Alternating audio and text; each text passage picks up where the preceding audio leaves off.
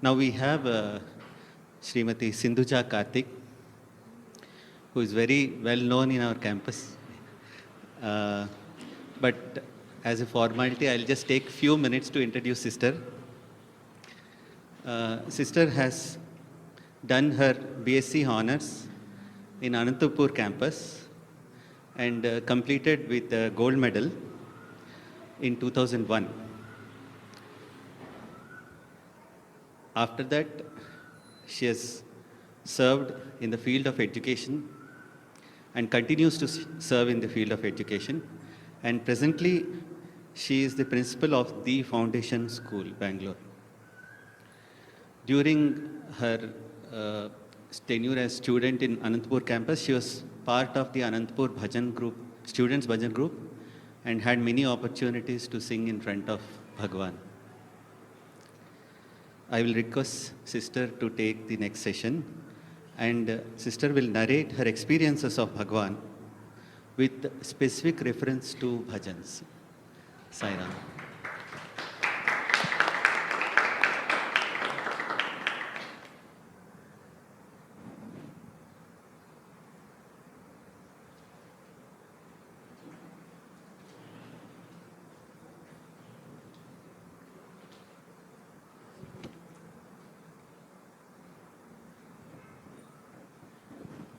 Om Shri Sai Ram.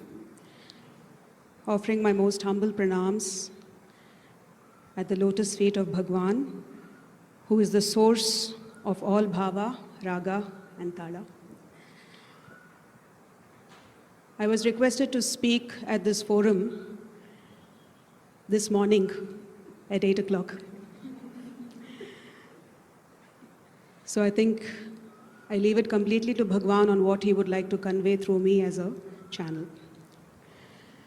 So as brother was saying in the introduction, I would like to take this opportunity to narrate a few first-hand experiences with Bhagwan when we had the opportunity to be a part of the Bhajan group at Anantapur. So in my second year, that was Bhagwan's 75th year of the advent of the avatar. There were, for those of us who were physically present at that point, we know that that year was very special. Swami had many seva opportunities also that had been reinitiated, including the Gram Seva. And we were amongst the fortunate batch who were called by Bhagwan into the Bhajan Mandir for a private audience, the whole of the Anantapur campus batch at that point. So Swami wanted to give us, the girls, the opportunity on the penultimate day of the seva, not just to pack the food, but to also go to Bukkapatnam and distribute the food parcels from door to door. That was an honor normally given only to the boys. And we had kept praying, saying, Swami, please, we would also like to go and be a part of that service. So when Swami came into the mandir, it was a very informal gathering. He actually sat on a low moda stool, and then he asked us all to gather around him, and then he said, Bhajan singers, come in the front. And then he said, sing one bhajan. So at that point, we, when Swami says something even very simple, when he says it to you face to face, your mind goes blank.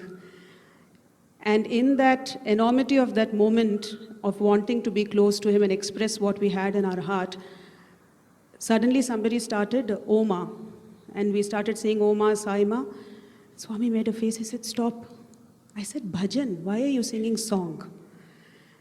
Then we said, all right, we're just getting a second chance, so we should make the most of it. So we said, okay, the best way to connect with Bhagwan is, let's apply a little bit of butter.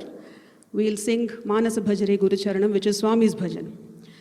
So we started singing that bhajan. Swami listened, he swayed, and then in between he stopped us again. He said, okay, sounding good, but where are you going for distribution? Swami, we are going to Bukkapatnam. Okay. So do you know all the people who live there? So obviously we had no knowledge. So we said, no, Swami. He said, there is a mix of various religions that live there. And there is a very large Islamic community that stays in Bukkapatnam. So if you go there, you are going there to distribute my prasadam.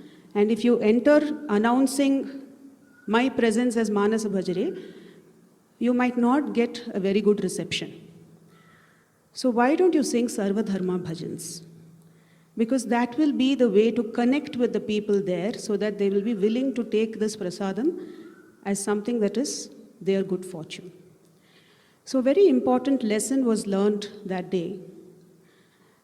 To constantly be aware that the bhajan is not about oneself or about pleasing the Lord alone. It is about ensuring a sense of community.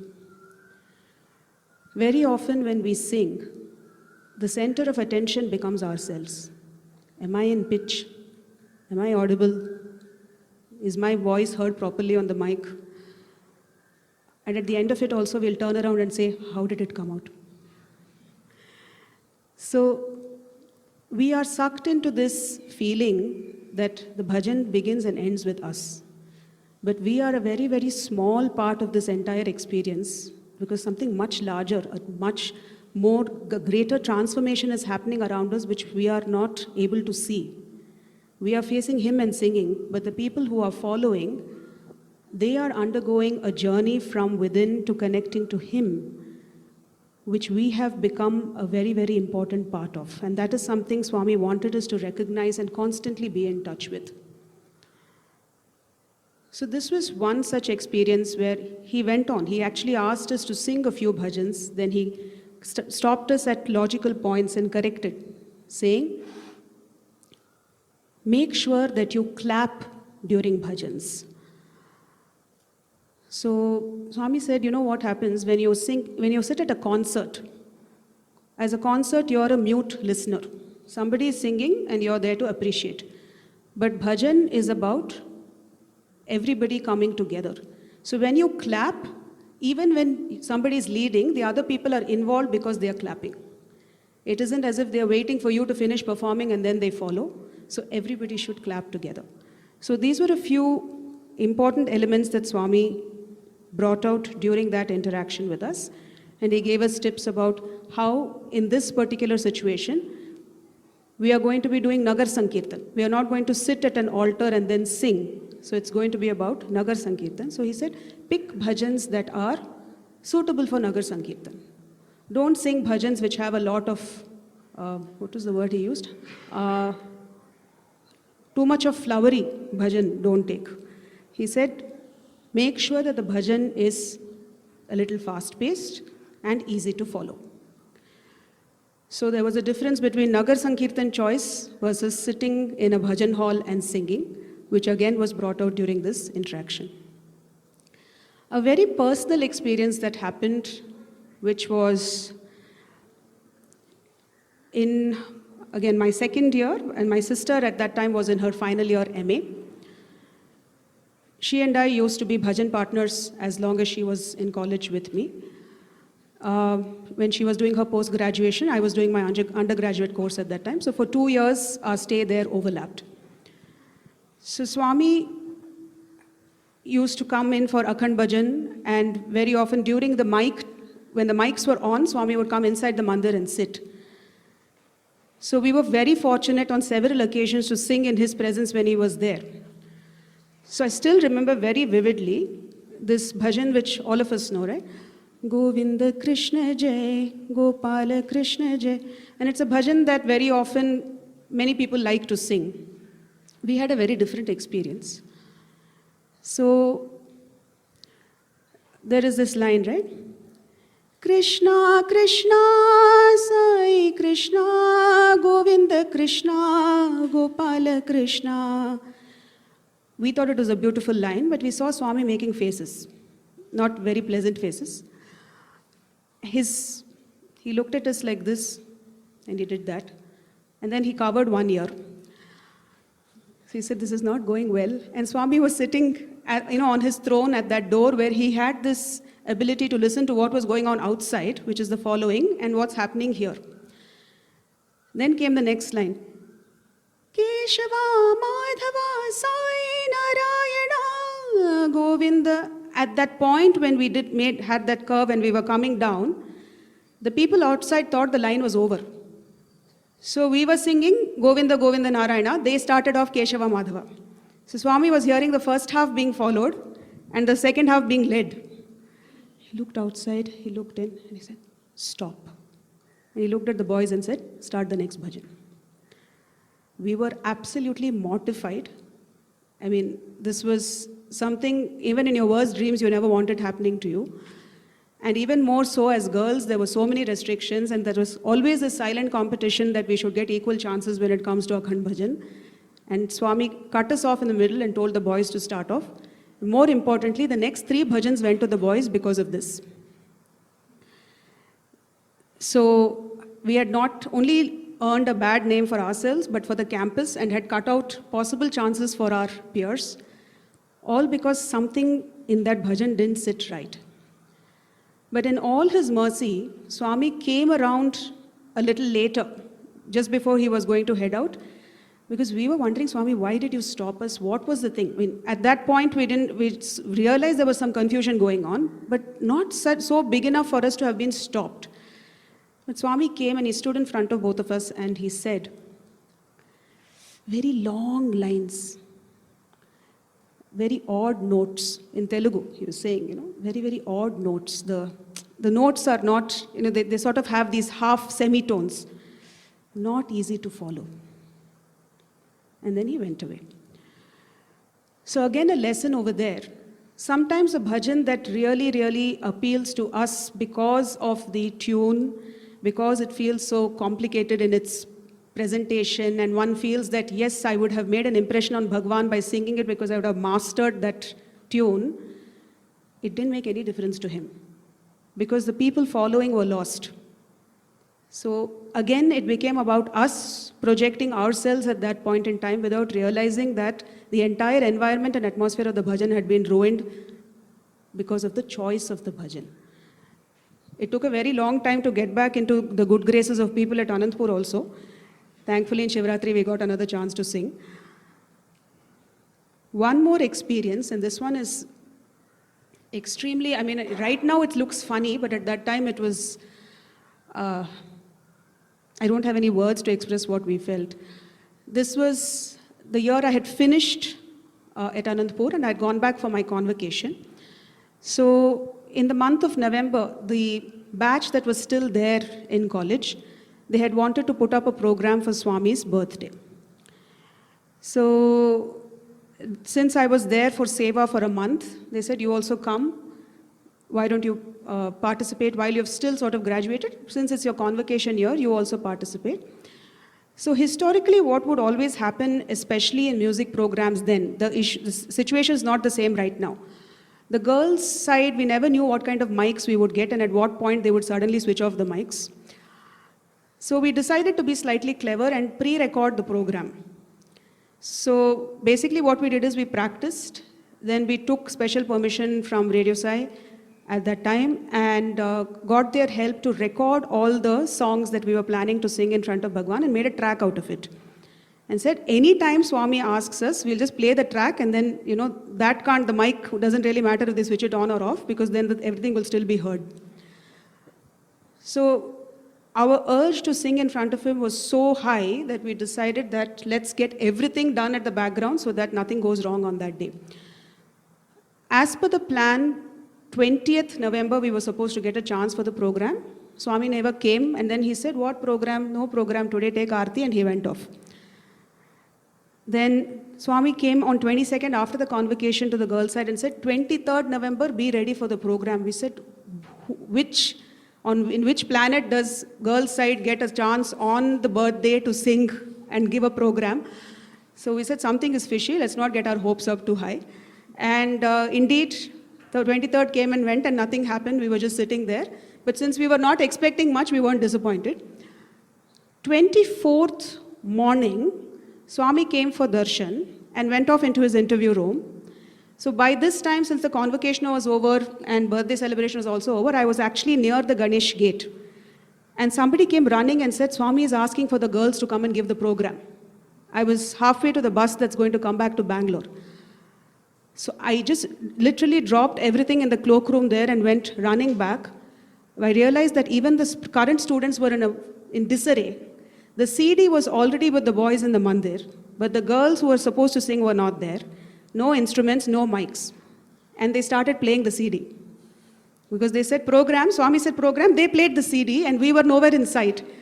And then little by little the girls came in and we sat, then the mics came, then the keyboard came. And Swami was standing there when everything was happening.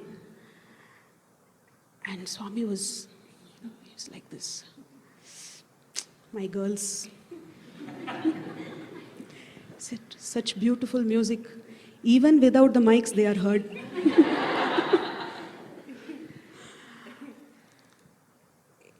One side of us was we just wanted to dig a hole and go into the ground.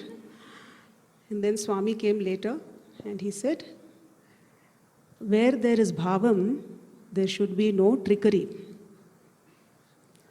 Technology cannot replace devotion. So a hard hit on the head about constantly being connected from within, because you don't know when he will choose to teach you a lesson that you're never going to forget. But more importantly, if the intention is about a sense of complete offering without self, then the outcome has no choice but to be the best that he would want of us. Very simply speaking, our three esteemed presenters from the morning, while they have also talked about, pursuing music classes and so on, I think I would have the privilege of mentioning that each one of them sings because of the grace of Bhagwan. Karthik, my husband especially, I know, as a child, I think he used to run away from his music classes. And he, in order to be a part of the music group, his parents had bought him a set of tablas, which within a year's time, its address was unknown. It was donated to somebody he still doesn't know whom. And Swami handpicked him to be a part of the music group from somebody who had no training. And I don't say this with any sense of pride, but with complete surrender to Swami's will. I think everybody here absolutely enjoys listening to him sing. And it is because it is not him. There is that voice from within which has been inspired. And the humbling lesson from this is at any point in time it can be taken away. What is given is with grace. What is taken away is also because of grace.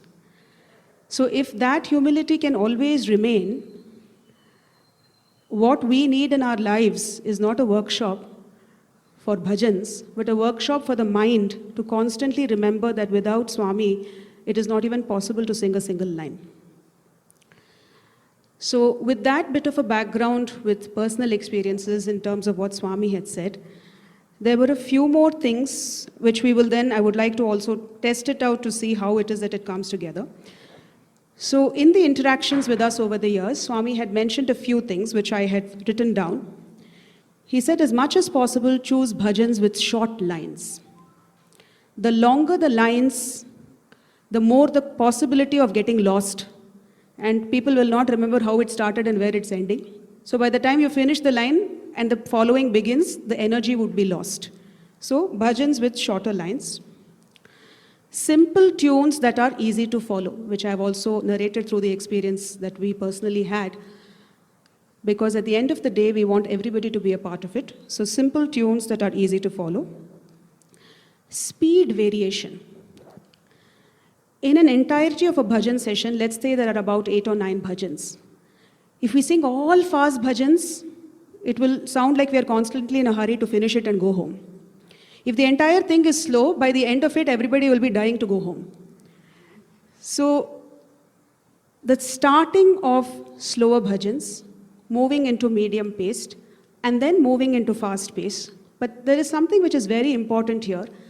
The focus is constantly on the singing. It is extremely important to have a good support system in terms of the instruments that are being played as well. Because sometimes as singers, what happens is even if let's say my voice drags a little bit, if I have a good percussion to pick up the lag, it becomes easier for it to move forward. But at the same time, we should ensure that slow bhajans don't become fast bhajans because of the enthusiasm of percussion. Ragam variation. And I think in this one, I would actually invite Karthik to share one experience. Swami was very, very clear that subsequent bhajans should not sound the same. So,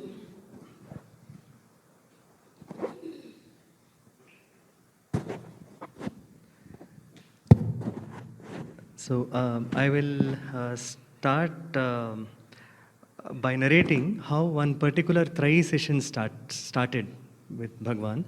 Every time when Swami used to address students, when he started the session, it would be like, Emi Samacharam, what news?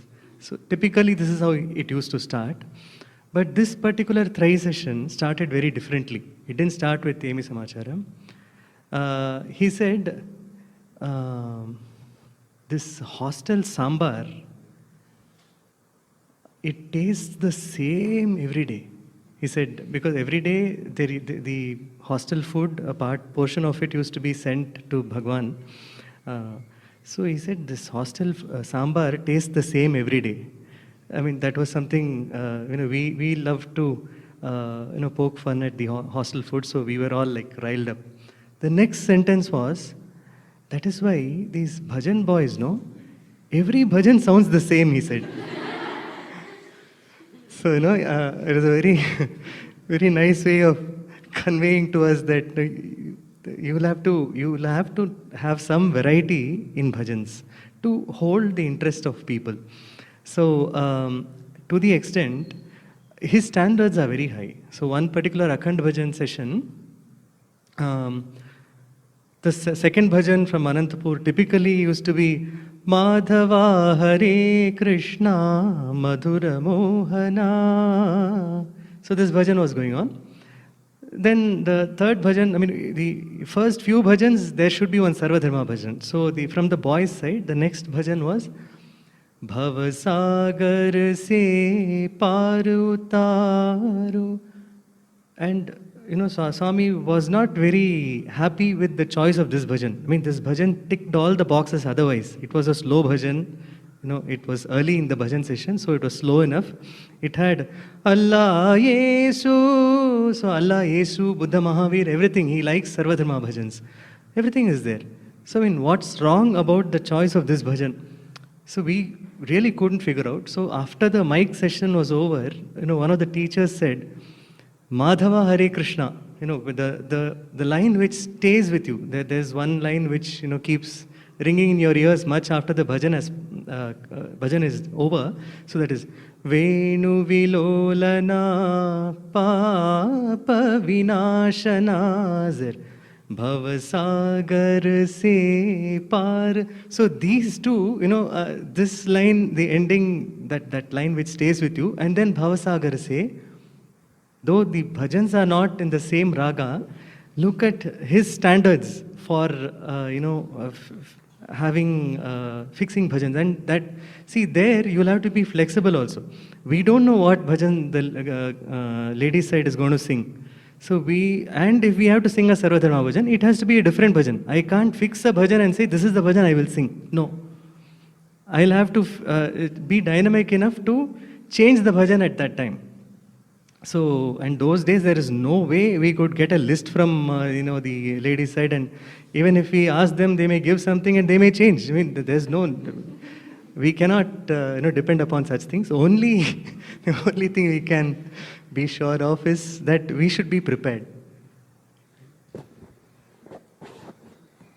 So I think that experience speaks volumes, as he was sharing, the standards that Bhagwan held us to. Because at the end of it, boredom should not set in. In bhajan, there should be a constant feeling of involvement. If that involvement is taken away because things sound repetitive, then we have sort of lost our way in terms of why we are even there. The other thing that Swami was very, very clear about is, once you start off the fast bhajans, don't make it slow after that.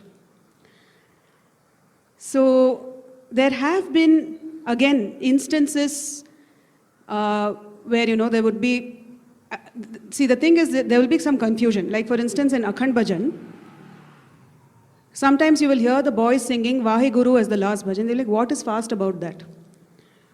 But the thing is, it sort of builds up in tempo. It will start slow, and then it has the medium, then it's fast, and then it's so fast. So Swami knows that progression is coming, so he'll keep quiet.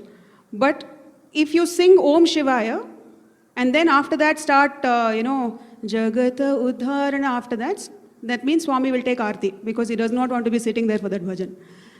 So this awareness also of how to vary speeds, how to have coordination on the spot. Yes, nowadays we go with ready lists. Even at the district level bhajan, we know what every samiti is singing in which order. But even now in Akhand Bhajan, despite all our planning, suddenly time expands. And then we need to have bhajans on the spot. That ability to understand what is the other side singing, I should try not to sing the same deity. Similar ragam should not be there, similar talam should not be there, that minor versus major, all of that kind of thinking process, in order to ensure that, again, it should not come from a space of ego. I figured out this bhajan is the best. No. What should we sing so that the entire community that is there continues to remain soaked in that bliss that has been created? So these are a few things, because even at a samiti level, when we do set up a list, one part of it is comfort, and the other part of it is to ensure that as a list it is dynamic enough to keep the session very alive all through. One of the most important lessons, and I think Swami enforced this on the gent side also towards the last few years, was singing in pairs. So we always used to have this question. See, in the case of my sister and I, it was not a problem because we both had a common guru. We grew up together learning music. So it was very natural for us to sing together. But most people don't have that. Especially when you land up in college, some stranger becomes your bhajan partner, and then you're forced to sing with them. So every single Akhand Bhajan and Shivratri, Swami would come on that carpet which separated the two sides. And he will never ask this question to the boys. He would always look at the girls and he would ask, singing in twos. So Kalaivani Akka, everybody, I think most people here would know Kalai Akka. She was the one who always used to sing singly. Initially, Swami would say she can sing alone. Then later years, Swami said somebody should support her. And singing at her level and her pitch is something which most of us cannot even begin to imagine or match. So somebody made bold once and asked Swami, Swami, why do you want us to sing in pairs? I mean, generally when Swami gives a direction, nobody wants to counter-argue. But there was this girl who wanted to know, Swami, why? And he said, if you sing as a single contributor, it is about your ego trying to reach out to me. But the minute it is two of you, the I is cut. It is about ensuring that you and your partner are in sync, which means you will keep the larger idea of the bhajan in mind, and then you will look at the entire group connecting to me. So for that I to be cut, it is important to sing in twos. For the girls, he had another thing, and he said, not just that, world is a very, very wicked place. He actually told us, he said, this world is a very wicked place. And this, I'm talking about 20, 22, 23 years ago, when technology wasn't at the height that it is now. He said, there are many, many evil ears listening. And they will, they will be predators listening to the sweetest voices, and then they will prey on you. So I don't want my children being put in the spotlight for the wrong reasons. You are here for bhakti, not for you to be hunted upon.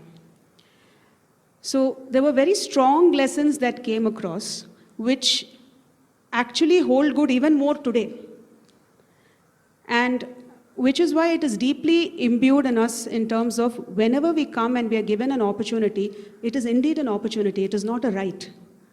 We never know when that ability to sing will be taken away from us, when the possibility of being a part of this kind of community may be taken away. There are enough number of us, our younger girls, you might get married into a family that does not believe in Bhagwan, may not want you to be a part of samitis and bhajans. What we can hold dear is only what is within our heart. And if we stay in constant prayer that Swami, let that be foremost in everything that I do as an offering to you, then our voices will be heard regardless of where we are or which space or time we are in. So on that note, I wanted us to try out a little bhajan together. If I could just have the harmonium, 6 madhyam.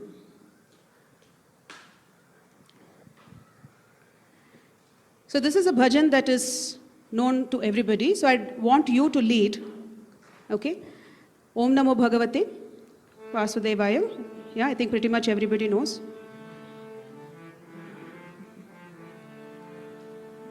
So you will lead and I will follow. 1, 2, 3, start.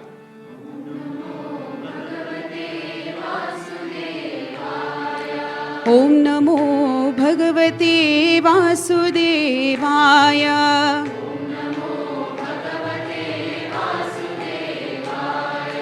Om Namo Bhagavate Vasudevaya.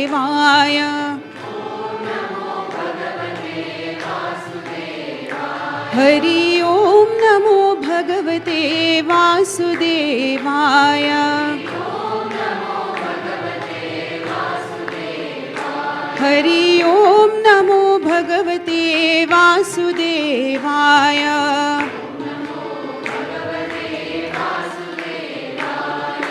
Om Namo Bhagavate Vasudevaya.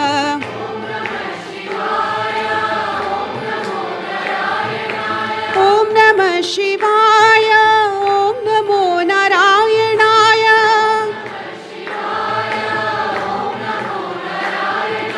Om Namah Shivaya. Om Namo Narayanaya.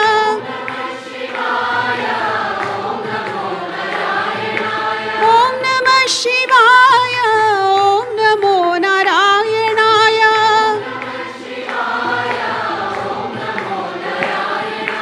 Om Namah Shivaya. Om Namo Narayanaya.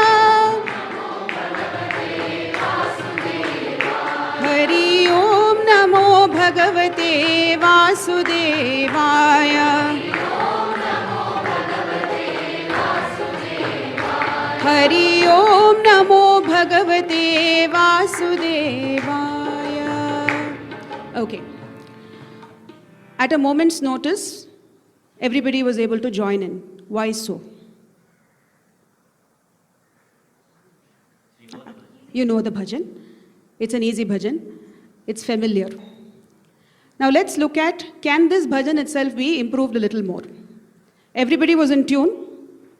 Beat also was maintained. Can I ask everyone to sit straight? Yes.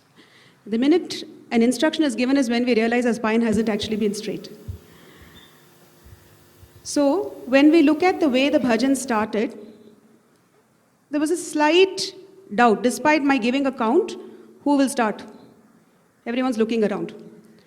So I want us to imagine that nobody else is there. It's just you and Swami.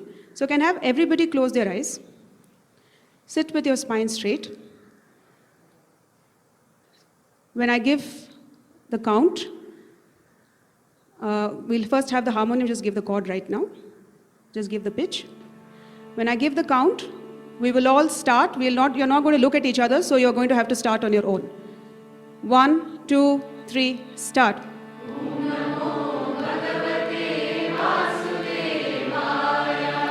Okay, open your eyes. Did that sound different? Yeah? So the tentativeness comes when we are constantly looking at somebody else starting instead of us. So that sense of ownership, suppose no mic is working, my partner suddenly loses her voice, and everybody is waiting for the bhajan to start, and there should be no vacuum. The reason is this used to be an issue even when Swami was there. Have you seen, even now if you listen to Radio Sai, by the time this previous bhajan is finishing, the next chord for the next bhajan will start. There's hardly like a split second gap. Historically, there was a different reason for it, because you don't know when Swami will stand up and start taking Aarti. So you wanted to get in as many bhajans as possible before he would do that. But it is also because attention should not waver. The mind is so fickle.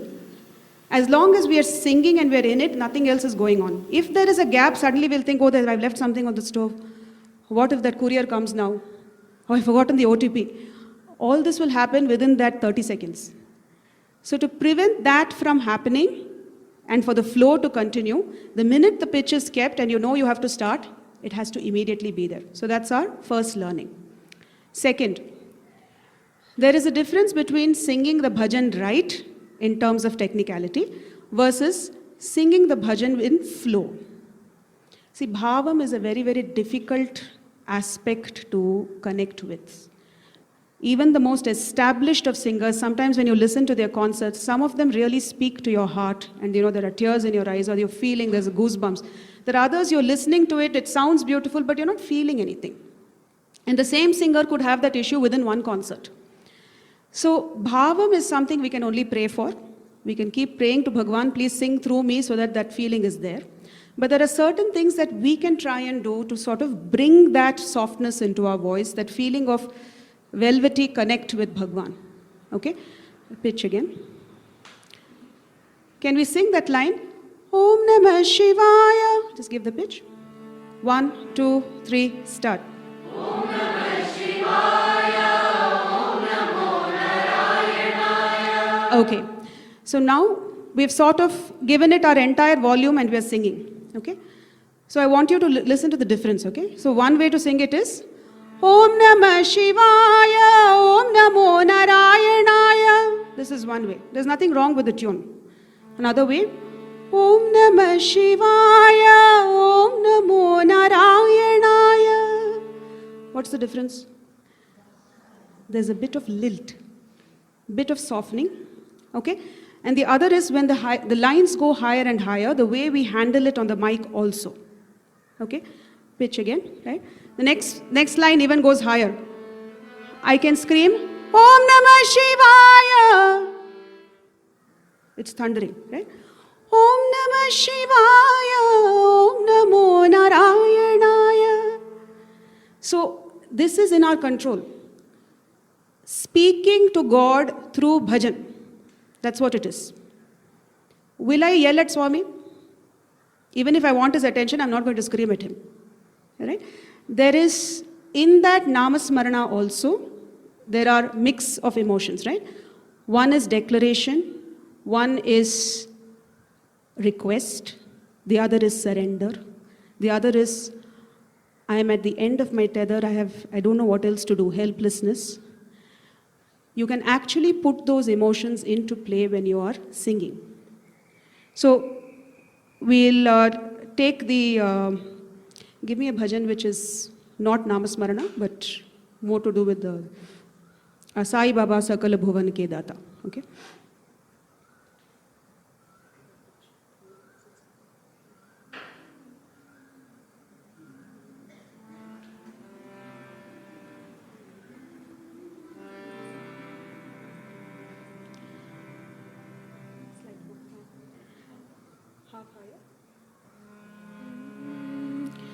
Sai Baba Sakal Bhuvan Ke Data. So this one, you are the, for the entire world, the entire universe, you are the one and only, right? You are the one who is the protector, the benefactor. What emotion should that line evoke? This is not some class which has a correct answer. In your mind, what do you think is the emotion that it should evoke? When we're telling Swami that the entire world is because of you. Praise, adoration, awe, right? Absolute awe. I am this tiny speck in this large universe that you have created and you own the entire thing. I am nothing in comparison to what you are. So there is adoration because you're so beautiful. There is praise because you've managed something that no man can ever aspire to do. And there is awe because I am so tiny in comparison. In order to feel all this and sing it, imagine the amount one has to be soaked into the meaning of the bhajan before we open our mouth. Right? Sai Baba Sakal Bhuvan Ki Data, Sai Baba Sakal Bhuvan Ki Data. So the first one is praise, second one is humility, third one is adoration. Same line. So the learning for us from this is, and is there in every one of us. You saw this when you just sat up straight and decided that you're going to start singing at the correct count. It came together, right? So we'll go back to Om Namo Bhagavate, where I want us to try this voice modulation since we're all comfortable with that bhajan. Can we give that Om Namo Bhagavate's original pitch? Sing the two lines. Om Namah Shivaya, Om Namah Shivaya. I want us to be careful about the way we are using our voice. Sing without inhibition. Sit with your spine straight. Sing without inhibition. But at the same time, with the cognition that I don't want it to be so loud that it is jarring. Okay? So close your eyes. So we're going to sing both lines, one after the other without stopping. There won't be any follow. Ready? We'll start from Om Namah Shivaya. From there. 1, 2, 3, start. Om Namah Shivaya, Om Namo Narayana, Om Namah Shivaya, Om Namo Narayana. Do you feel the difference? Anybody with functional ears can make the difference out, right? So that modulation, that feeling is not something that can be taught. It is something we have to train ourselves to develop, and that will happen only when this haste to sing well goes away. We are constantly in a hurry. We want bhajan to be an achievement. It is not. We are not going to get a badge for singing bhajans. It is an opportunity given to us to be able to connect to Him where we put everything else out of our minds. Every single person in this room has a life which is riddled with challenges. Riddled with challenges. This is a time and a space and a moment for us to forget all of that and have only Him and us in that space. In order for that to happen, we should be willing to shut out all the noise that is there and listen to what our heart really wants to say and then convey it to Bhagwan. So if we can have that as our guiding principle, no matter what bhajan we take up, it will always fall within the ambit of ensuring that everyone feels what we are feeling. With those few words, I thank you for the unplanned opportunity, and I hope I've been able to add a little bit of value to this morning's session. Jai Saram.